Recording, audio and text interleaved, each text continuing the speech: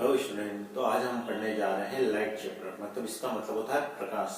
प्रकाश का महत्व क्या है, मतलब what is important light. Light की वजह से आप क्या कर सकते हो, देख सकते हो। प्रकाश वह ऊर्जा होती है जिसको आप इसकी वजह से आप देख सकते हो। अब ये कैसे देख सकते हो, आइए इसका पता लगाइए। तो मानना कि आप किसी किसी वस्तु पर आप किसी का प्रकाश पड़ रहा है, मतलब या तो बल्ब का प्रकाश पड़ रहा है या सन का प्रकाश पड़ रहा है, तो वो क्या करता है, कुछ जो प्रकाश होता है उसको एब्जॉर्ब कर लेती है, मतलब अवशोषित कर लेती है, और कुछ प्रकाश को वो रिफ्लेक्ट कर देती है। वो रिफ्लेक्ट किया हुआ प्रकाश से अपनी आंखों में पहुंचता है। रिफ्लेक्ट किया हुआ प्रकाश अपनी कहां पहुंचता है, आंखों में। और आंखों में अपनी कहां पहुंचता है, ये रेटिना पर पहुंचता है। ये रेटिना पर इसमें क्या बनता है, इमेज बनता है, मतलब प्रतिबिंब बनता है। फिर उसके बाद क्या होता है, अपने जो ब्रेन होता है उसमें संवेदनाएं जाती है, उसके बाद वहां पे क्या बनता है, इमेज बन जाता है, जिससे आप क्या कर सकते हो, देख सकते हो। तो इसकी जो डेफिनेशन बोल सकते हो आप, प्रकाश वह ऊर्जा है जिससे आप क्या कर सकते हो, देख सकते हो। ठीक है। अब प्रकाश के बारे में बहुत सारे वैज्ञानिक आए तो उन्होंने अलग अलग बताया। पहले आया हाइगेंस ने बताया कि प्रकाश जो है वेव्स के रूप में, मतलब तरंग के रूप में व्यवहार करता है। उसके बाद आया न्यूटन ने बताया कि जो प्रकाश क्या है, तो कण मतलब मॉलिक्यूल्स के रूप में व्यवहार करता है। उसके बाद आया थर्ड नंबर डी ब्रोगली का आया द्वैत सिद्धांत। अब डी ब्रोगली का द्वैत सिद्धांत में डी ब्रोगली ने क्या बोला कि जो प्रकाश होता है वो तरंग के रूप में भी व्यवहार करता है और कण के रूप में भी व्यवहार करता है। तरंग बोले तो वेव एंड एक एक्सपेरिमेंट के जरिए आपको बताऊंगा। तो मतलब ये एक कैंडल है, यहाँ से जल रही है, ठीक है। इधर से मतलब यहाँ पे मान लो आप कैंडल जल रही है यहाँ पे, और यहाँ से एक आपने फ्रेम सा ले ली, दिन में आप यहाँ से देख रहे हो, तो आप इससे नजर आ रहा है कि स्ट्रेट लाइन में गमन कर रहा है प्रकाश। तो इससे क्या पता चलता है कि प्रकाश क्या करता है, एक सीधी लाइन में फ्लो होता है, मतलब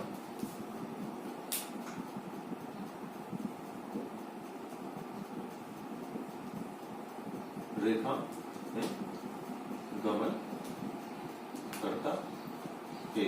प्रकाश क्या करता है, एक सीधी रेखा में गमन करता है। अब उसके बाद एक और अच्छी सी बात बताता हूं। प्रकाश क्या है, एक विद्युत चुंबकीय तरंग है। प्रकाश क्या है, विद्युत चुंबकीय तरंग है। बोले तो लाइट इज इलेक्ट्रोमैग्नेटिक वेव्स। क्या है, इलेक्ट्रोमैग्नेटिक वेव है। इसलिए माध्यम इसके लिए जो लाइट होती है वो माध्यम की आवश्यकता नहीं होती, मतलब मीडियम की आवश्यकता नहीं होती। इसलिए माध्यम में भी बिना माध्यम की गमन कर जाती है, वैक्यूम में। बोले तो उसको वैक्यूम में। अब जानो तो ये जो प्रकाश की किरण है, लाइट बोले तो प्रकाश, ये क्या है, ये इलेक्ट्रोमैग्नेटिक वेव, मतलब विद्युत चुंबकीय तरंग है। ये क्या है, विद्युत चुंबकीय तरंग है।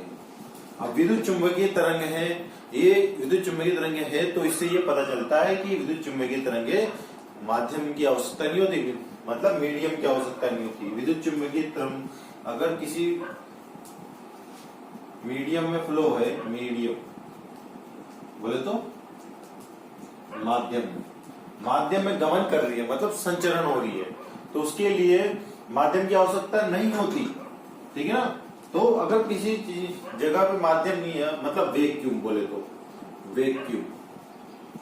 बोले तो निर्वात।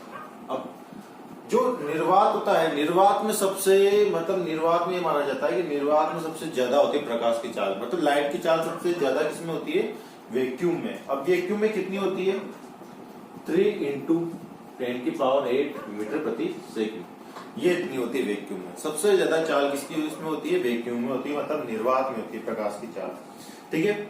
उसके बाद अगला क्या है, अगर प्रकाश किसी वस्तु को, अपारदर्शी वस्तु को पे पड़ रहा है, मतलब जैसे मान लो आप किसी धूप में चले गए हो, ठीक है ना, तो आपको प्रकाश पार थोड़ी कर पाएगा, तो आपकी क्या बनेगी, छाया बनेगी, ठीक है ना, शेडो बनेगी, ठीक है ना।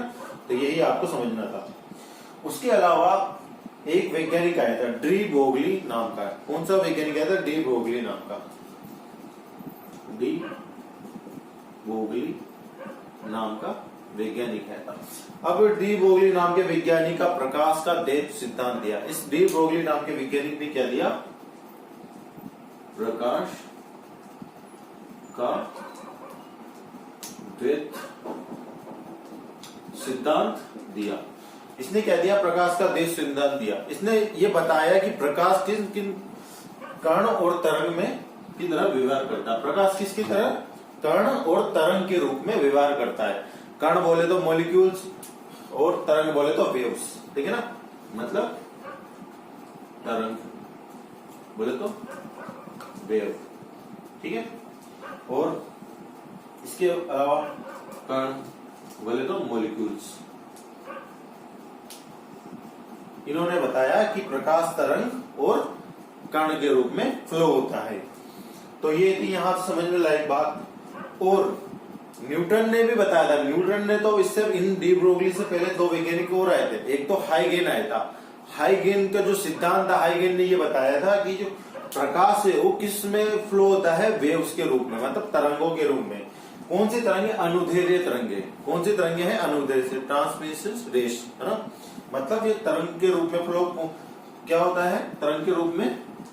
ये किसने बताया था? हाइगेन नाम वैज्ञानिक ने बताया था कि ये तरंगों के रूप में फ्लो होता है। कौन सी तरंगों के रूप में? अनुदैर्घ्य तरंगे। कौन सी तरंगे? अनुदैर्घ्य तरंगे हैं जिस रूप में ये फ्लो होता है अपना लाइट। इसके अलावा क्या है? इसके अलावा कण। कण क्या था? कण ये न्यूटन ने बताया था। न्यूटन ने बताया कि जो लाइट होती है, प्रकाश होता है, वो किस रूप में व्यवहार करता है? कण के रूप में, मॉलिक्यूल्स के रूप में फ्लो होता है। तो अब हम नेक्स्ट टॉपिक पे आते हैं। नेक्स्ट टॉपिक क्या है अपना? रिफ्लेक्शन ऑफ लाइट, मतलब प्रकाश का परावर्तन। अब ये प्रकाश का परावर्तन क्या होता है? जब मान लो प्रकाश की एक किरण किसी एक माध्यम से और दूसरे माध्यम के पृष्ठ पर अगर टकराती है और उसी माध्यम में अगर लौट जाती है तो वो क्या होता है? प्रकाश का परावर्तन। तो यहां पे आप देख रहे होंगे, इसमें क्या है? ये परावर्तक पृष्ठ है, रिफ्लेक्शन सरफेस। ये आपतित इंसिडेंट रे, मतलब आने वाली किरण, ये रिफ्लेक्टेड रे। तो यही क्या होता है? प्रकाश का परावर्तन होता है, मतलब रिफ्लेक्शन ऑफ लाइट। ये कौन सी रे होती है? इंसिडेंट रे, ये रिफ्लेक्टेड रे, ठीक है। ये कौन सी रे होती है? रे, ये रिफ्लेक्शन रे। अब प्रकाश का परावर्तन कितने प्रकार का होता है? ये दो प्रकार का होता है। एक तो होता है ये रेगुलर रिफ्लेक्शन, और सेकंड क्या है? ये डिफ्यूजन रिफ्लेक्शन। फर्स्ट पढ़ रहे हैं रेगुलर रिफ्लेक्शन। इसको हिंदी में क्या बोलते हैं? नियमित परावर्तन। और इसको डिफ्यूजन रिफ्लेक्शन, तो इसको क्या बोलते हैं हिंदी में? इसको विसरित परावर्तन। अभी ये वाक्य में होता क्या है? नियमित परावर्तन, विसरित परावर्तन। तो इसके बारे में जानेंगे। मान लो रेगुलर रिफ्लेक्शन, मतलब आपने कोई स्मूथ सरफेस ले ली, मतलब उस पर आपने पॉलिश कर दी किसी, तो अगर इंसिडेंट रे लगातार कोई बीम प्रकाश की पुंज आ रही है तो रिफ्लेक्ट होगी, लगातार आ रही है तो रिफ्लेक्ट होगी। एक निश्चित दिशा में रिफ्लेक्ट होती है, आती है और रिफ्लेक्ट होती है। तो यही क्या है? नियमित परावर्तन है, मतलब रेगुलर रिफ्लेक्शन है। उसके बाद क्या है? डिफ्यूजन रिफ्लेक्शन में होता है क्या है? इसमें यह होता है कि इसमें रफली जो रहती है सरफेस लेते हो आप, रफली जो उसमें मतलब खुदरी जगह रहते हो, खुदरा हुआ, जैसे ऐसा ले लिया खुदरा हुआ, ये इसमें पॉलिश कर दिया आपने, फिर इसमें पॉलिश करके तो आपने इसमें इंसिडेंट रे भेजी, मतलब आपतित किरण। ये तो ये ऐसे गई, ये यहां से भेजी तो ये ऐसे गई, ये तो ये ऐसे गई तो यहां से भेजी, ये ऐसे गई। तो मतलब इसमें वो क्या बोला है? इसका मतलब इसमें समझ में आ रहा है कि विस्तृत परावर्तन, मतलब विस्तृत हो रही, मतलब एक दूसरे के ऊपर फैल रही है, ये रिफ्लेक्ट हो रही। और नियमित मतलब रेगुलर, एकदम पैरेलल, ठीक है। तो यही क्या था? रिफ्लेक्शन ऑफ लाइट, मतलब प्रकाश का तो इसमें क्या है, ये आप पढ़ रहे हैं आप लॉ ऑफ रिफ्लेक्शन, मतलब प्रकाश का परावर्तन के नियम, जो प्रकाश है उसके परावर्तन के नियम क्या क्या हैं तो वो पढ़ेंगे। तो आपने क्या ले ली, एक स्मूथ सरफेस ले ली, स्मूथ सरफेस ले ली, इस पे पॉलिश कर दी यहां पे।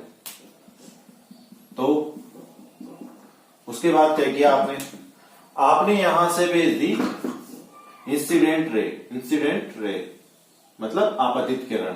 तो जाने वाली कौन सी होगी, परावर्तित किरण, मतलब रिफ्लेक्ट रे होगी इसका।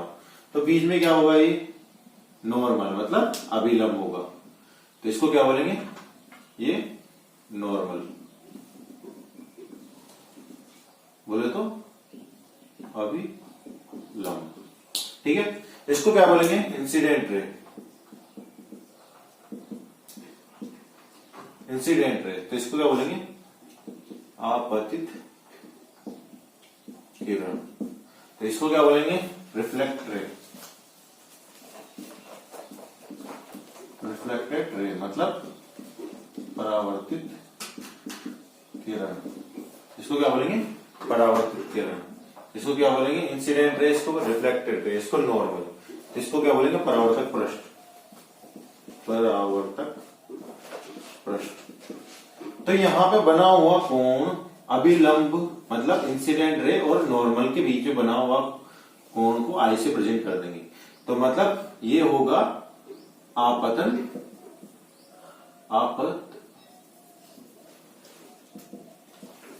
आपतन कोण बोले तो इंसिडेंट एंगल। और ये यहां से अभिलंब से और रिफ्लेक्टेड रे के बीच में बना लो आई, तो ये क्या होगा, रिफ्लेक्टेड एंगल, ये रिफ्लेक्टेड एंगल होगा मतलब परावर्तित कोण। तो यहां पे ये है, तो प्रकाश का परावर्तन का नियम ये कहता है कि आपतित किरण व परावर्तित किरण वो अभिलंब और किसी पृष्ठ पर, ये तीनों क्या होते हैं, सेम प्लेन मतलब एक समतल में स्थित होते हैं। तो प्रकाश का परावर्तन का नियम ये फर्स्ट ये कहता है। और सेकंड क्या कहता है, इसमें ये इनिशियल मतलब रिफ्लेक्टेड आपतन कोण साइन एंगल, ये वाला एंगल और ये वाला एंगल हमेशा बराबर रहेगा। मतलब इंसिडेंट रे एंगल, आपतन कोण और परावर्तन कोण ये क्या रहेगा, हमेशा बराबर रहेगा, ठीक है। इसमें क्या क्या जाना, यही जाना है। इसमें क्या है, इसमें यह है कि आपतित किरण अभिलंब के साथ, आपतन किरण अभिलंब के साथ जितना कोण बनाती है उतना ही कोण परावर्तित किरण अभिलंब के साथ बनाती है। इसमें यही है, ठीक है। आए हैं नेक्स्ट टॉपिक पे। तो नेक्स्ट टॉपिक ये है कि इमेज मतलब प्रतिबिंब। ये प्रतिबिंब कब बनता है, मतलब किसी वस्तु का इमेज कब बनता है, तो उसके बारे में जानेंगे। जब क्या होता है, जब दो रे मतलब दो लाइट बीम तो क्या करती है, आपस में टकराती है, तो तब क्या बनता है, इमेज का फॉर्मेशन मतलब फॉर्मेशन ऑफ इमेज, इमेज का निर्माण होता है, मतलब प्रतिबिंब का निर्माण होता है। तो मतलब मान लीजिए आप में प्रतिबिंब दो प्रकार का होता है, एक तो होता है रियल इमेज और वर्चुअल इमेज, मतलब वास्तविक प्रतिबिंब एंड आभासी प्रतिबिंब। तो आइए जानेंगे। अब वास्तविक मतलब रियल, जो रियल में आपको दिख रहा है, दिखेगा मतलब वो है, और उसके बाद आभासी मतलब वर्चुअल, तो उसका क्या होता है, आपको आभास होता है। अब रियल जो प्रतिबिंब होता है, रियल इमेज होता है, तो वो क्या कर सकते हो, आप उसको पर्दे पर, किसी भी पर्दा ले लिया आपने, एक्चुअली कोई भी पर्दा ले लिया, उस पर आप उसको प्राप्त कर सकते हो। पर जो ये वर्चुअल इमेज होता है उसको आप पर्दे पर प्राप्त नहीं कर सकते, तो यही कारण है, तो इससे डिफरेंस है। वास्तविक प्रतिबिंब मतलब रियल प्रतिबिंब हमेशा क्या रहेगा, उल्टा रहेगा, क्या रहेगा, उल्टा रहेगा। और उसके बाद आभासी प्रतिबिंब हमेशा क्या रहेगा, सीधा रहेगा। तो यही जानना था इन दोनों के बारे में। तो उसके बाद इसका एग्जांपल ले लेते हैं। जैसे यहाँ पे इंसेक्ट देख रहे होंगे, यहाँ पे क्या है, इधर की साइड क्या है, रियल इमेज, और उधर की साइड क्या है, आभासी मतलब वर्चुअल इमेज है। तो इसके बारे में आपको देख के, इसको समझ के आपको समझ में आ गया होगा रियल इमेज क्या होता है और वर्चुअल इमेज क्या होता है, ठीक है। नेक्स्ट टॉपिक है समतल दर्पण द्वारा प्रतिबिंब निर्माण, मतलब image formation of plane mirror. मतलब प्लेन मिरर, आपने मिरर तो देखा ही होगा, हमेशा देखते ही हो आप, ठीक है। सिंपल सी बात है, देखना ही पड़ेगा। रोज देखते रहो। उसके बाद आपने प्लेन मिरर का फिगर बना लिया, तो यहाँ पे पॉलिश कर दिया आपने। तो आपने क्या ले लिया, यहाँ पे एक कैंडल ले ली, ठीक है, तो कैंडल से आपने लो जला ली। तो इससे क्या पता है कैंडल से क्या हो रहा है, यहाँ से कैंडल से एक रे मान लो यहाँ से जा रही है, इंसिडेंट है, ठीक है ना। तो यहाँ से जा रही है, तो उसके बाद क्या हो रही है, आगे से जाती हुई प्रतीत होगी। यहाँ पे जितनी दूरी पे ये है कैंडल, उतनी दूरी पे कैंडल का इमेज बनेगा।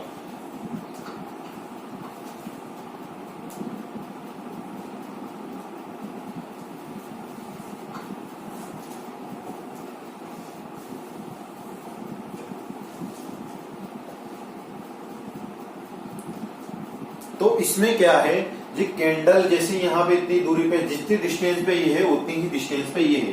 तो ये क्या है, प्लेन मिरर में आपको किसी भी वस्तु का चित्र बनाना। तो ये कब कैसा बनता है, सिंपल मिरर में ये आभासी रहता है, मतलब वर्चुअल रहता है। इमेज कैसे बनता है, ये क्या है, वर्चुअल आभास होता है। आप जब आईने में देखते हो अपने आप को, तो क्या होता है, आपको आभास होता है। तो वो क्या बनता है, हमेशा सीधा बनता है। आपकी इमेज कैसा बनेगा, सीधा बनेगा। और उसके अलावा दूसरा क्या है, ये प्लेन मिरर के पीछे बनता है हमेशा। ये कहाँ बनेगा, प्लेन मिरर के पीछे बनेगा हमेशा। और इससे अगली बात जानने के लायक क्या है, उसे अगली बात जानने के लायक ये है कि आपका जो आप प्लेन मिरर में अपने आप को देखोगे, तो आप अपने आप को, आपका जो राइट हैंड है उसमें लेफ्ट हैंड पाओगे, और आपका जो लेफ्ट हैंड तो मिरर में आपका क्या पाओगे, आप राइट हैंड। तो यही होता है, मतलब पार्श्व प्रतिबिंब बोलते हैं इसको, मतलब लेटरल इमेज बोलते हैं।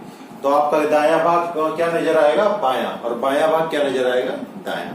तो यही है मिरर।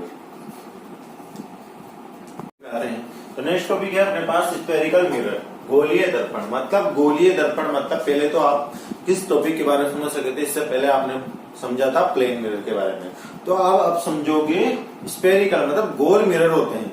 ये मिरर क्या होते हैं, जब आप क्या करते हो, किसी गोली मान लिया आपने, तो गोला, ठीक है, तो गोले के क्या कर दोगे आप, गोले के बाहर की साइड क्या कर दोगे आप, पॉलिश कर दोगे। कहाँ पॉलिश कर दोगे, गोले के बाहर की साइड पॉलिश कर दिया आपने।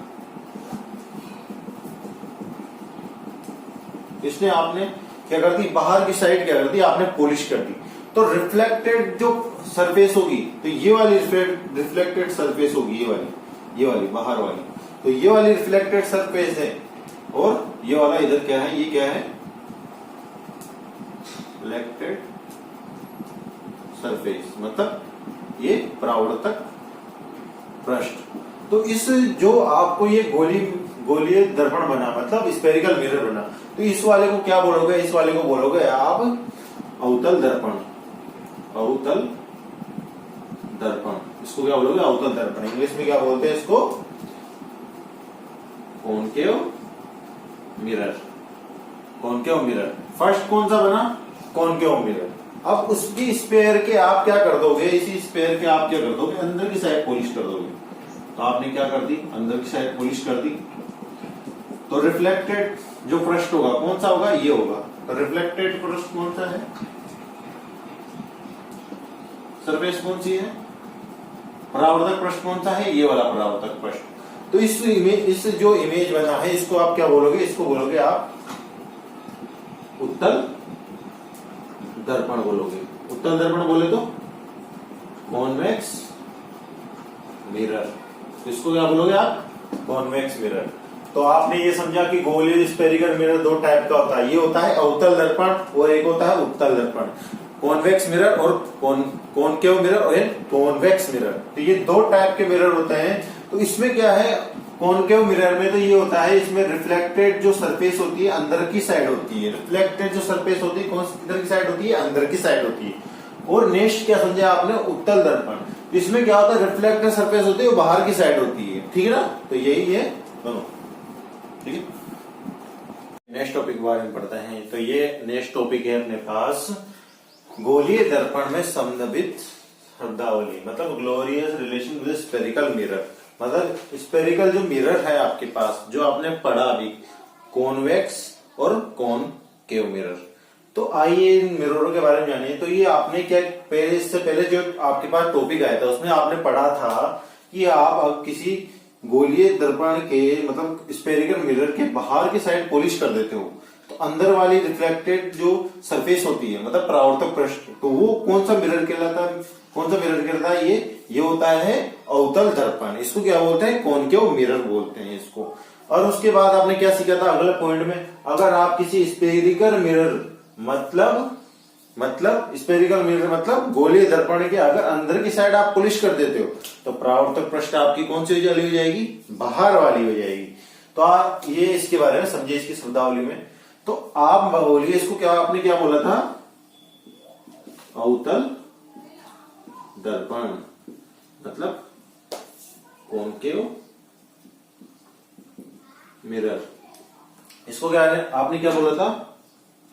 उत्तल दर्पण,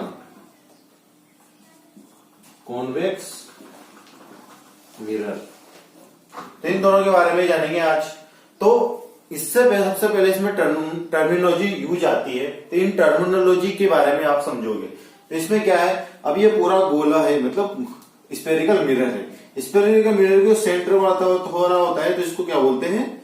सेंटर ऑफ कर्वेचर बोलते हैं। तो सेंटर वाला जो होता है पॉइंट मतलब केंद्रक, तो इसको क्या बोलते हैं? सेंटर ऑफ कर्वेचर मतलब वक्रता केंद्र। हिंदी में क्या बोलोगे आप इसको? सीखो, वक्रता केंद्र। वक्रता केंद्र मतलब सेंटर ऑफ कर्वेचर। आप क्या बोलोगे? सेंटर ऑफ कर्वेचर मतलब वक्रता केंद्र। तो यही क्या होती है? यहां से यहां तक की क्या होती है? इसकी रेडियस मतलब वक्रता त्रिज्या। तो यहां से यहां तक मिला दें तो सेंटर से यहां तक, तो ये क्या होती है? त्रिज्या होती है किसी सर्कल की। तो स्फेरिकल मिरर के बारे में पढ़ रहे हैं तो ये क्या होगी? इसकी वक्रता त्रिज्या होगी। बोले तो curvature of radius, radius of curvature बोलेंगे इसको। क्या बोलेंगे? Radius of curvature. यहां से यहां तक को क्या बोलेंगे? Radius of curvature. तो आपने क्या कर दिया यहां से, और इसको अब ये मान लीजिए इस जो स्फेरिकल मिरर है तो इसमें जो यहां से और यहां तक का है स्फेरिकल मिरर, तो इसका मिड पॉइंट जो होगा ये पी, मतलब ये इसको क्या बोलेंगे? पी को पोल, पोल को क्या बोलते हैं आप? ध्रुव बोलते हो। इसको सी से प्रेजेंट कर देंगे, सेंटर ऑफ कर्वेचर को सी से। अब इसके बाद आपने ये जानोगे आप कि इसको पोल और सेंटर ऑफ कर्वेचर को एक इमेजिनरी लाइन मिलाएगी मतलब काल्पनिक रेखा मिलाएगी, तो उसको क्या बोलोगे आप? मुख्य अक्ष बोलोगे। इसको क्या बोलोगे आप? मुख्य अक्ष। इसको क्या बोलते हैं? मुख्य अक्ष बोलते हैं, मुख्य अक्ष, प्रिंसिपल एक्सेस। इसको क्या बोलोगे आप? Principal axis. और इसके अलावा सेंटर ऑफ कर्वेचर और पोल, इन दोनों के बीच में जो पॉइंट होता है उसको क्या बोलेंगे? फोकस बिंदु मतलब फोकल पॉइंट। क्या बोलेंगे इसको? फोकस बिंदु, फोकस बिंदु बोलोगे आप, फोकल पॉइंट। मतलब यहां से और ध्रुव के बीच की दूरी फोकस दूरी होती है मतलब फोकल लेंथ होती है। तो यहां से यहां तक की दूरी क्या होती है? फोकल लेंथ, फोकस दूरी। तो यही है। इसी प्रकार इस वाले में भी उत्तल दर्पण में भी ऐसे ही टर्मिनोलॉजी यूज कर लेंगे। ये क्या रहती है? Imaginary line. ये क्या रहता है? सी, सेंटर ऑफ कर्वेचर। इसको क्या बोलते हैं? एफ, मिड पॉइंट को काट मिल रहता है जो, उसको क्या बोलते हैं? पोल। तो आपको क्या ज्ञात करना है? अगर आपको क्या ज्ञात करना है? फोकस दूरी क्या ज्ञात करनी है, तो आप जो रेडियस है